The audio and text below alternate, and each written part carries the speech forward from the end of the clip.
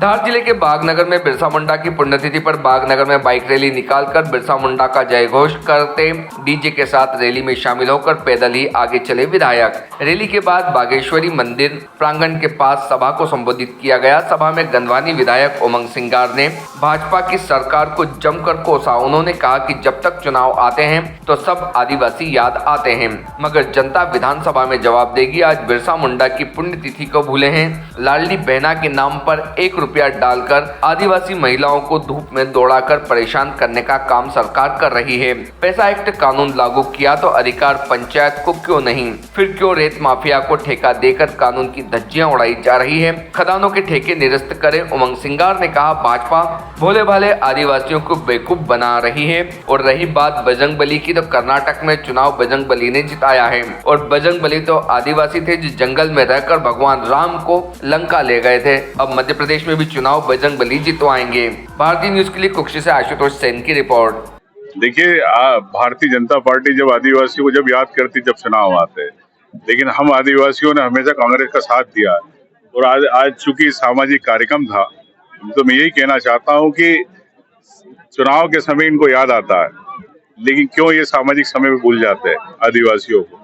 ये तो आदिवासी आने वाले समय में जवाब देंगे विधानसभा चुनाव में। आपने कहीं न कहीं लाडली बहना को लेकर भी आपने एक बयान जारी किया है कि अभी 1-1 रुपए डालकर सरकार के पास तो सरकार के पास पैसा कहाँ बताए? इनके बजट में कहाँ पैसा है? खाते में पैसा नहीं है, झूठ बोल रहे, प्रचार कर रहे। प्रमाण दे, पैसे का प्रमाण दे कि हम पैसे दे सकते। पैसे है नहीं, ये सिर्फ 3 महीना 4 महीने का इनके पास पैसा, उसके बाद पैसा नहीं है इनके पास। क्यों नहीं इनके पास साल भर का? आपने अगर सरकार में बजट पारित होता था, 1 साल का बजट पारित होता है। ऐसा एक कानून जब लागू हो गया है तो पंचायतों को अधिकार दे दिए गए, लेकिन आप कह रहे हैं कि अभी भी पंचायतों के पास अधिकार नहीं है। अगर पैसा कानून अगर लागू हो गया, जिस प्रकार से मैंने पुलिस विभाग का कहा है, तो देखिए कितने रोज थाने के अंदर FIR हो रही। रोज नहीं तो जाना ही नहीं चाहिए।